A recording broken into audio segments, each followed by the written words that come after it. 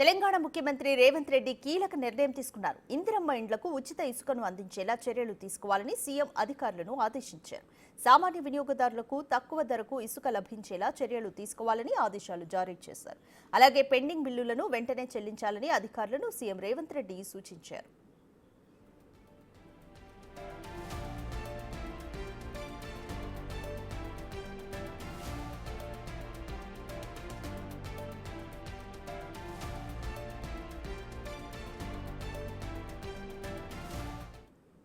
ఇక black market ను అరికట్టి పేదలకు ఇసుక అందుబాటులో ఉండేలా చర్యలు తీసుకోవాలని సీఎం అన్నారు. ఇసుక మాఫియాపై ఉక్కుపాదం మోపాలని అధికారులకు ఆదేశించారు.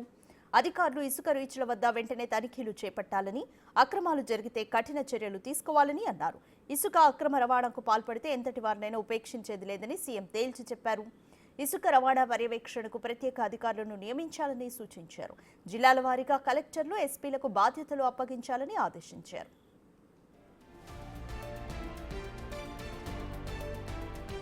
హైదరాబాద్ పరిసరాల్లో ఇసుక అక్రమ రవాణాకు అడ్డుకట్ట వేసే బాధ్యత హైడ్రాకు సీఎం రేవంత్ రెడ్డి అప్పగించారు. ఇసుక అక్రమ రవాణాపై విజిలెన్స్, ఎన్ఫోర్స్మెంట్ నిఘా ఏర్పాటు చేయాలని ఉన్నత అధికారులకు సూచించారు. ప్రతి ఇసుక రీచ్ల వద్ద 360 డిగ్రీల కెమెరాలు, సోలార్ లైట్స్ ను ఏర్పాటు చేయాలని చెప్పారు. ఇసుక స్టాక్ యార్డుల వద్ద కట్టుదిట్టమైన ఫెన్సింగ్ తో పాటు ఎంట్రీ, ఎగ్జిట్లు ఏర్పాటు చేయాలని సూచించారు.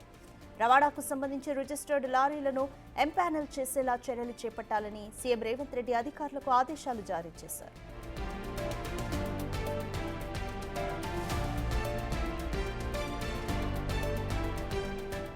ఇసుక బుక్ చేసిన 48 గంటల్లోగా వినియోగదారుడికి చేరేలా చర్యలు తీసుకోవాలని రేవంత్ రెడ్డి ఉన్నతాధికారులకు ఆదేశించారు. ప్రాంతాల వారీగా సమీప ఇసుక రీచ్ల నుంచి వినియోగదారుడికి ఇసుక చేరేలా ఈ సిస్టమ్ ఉండాలని పేర్కొన్నారు.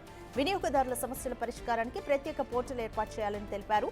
సమస్య వచ్చిన వెంటనే పరిష్కారం జరిగేలా చూడాలని అన్నారు. నిర్ణీత ధరకు మాత్రమే ఇసుక అమ్మకాలు జరిగేలా చర్యలు తీసుకోవాలని సీఎం సూచించారు.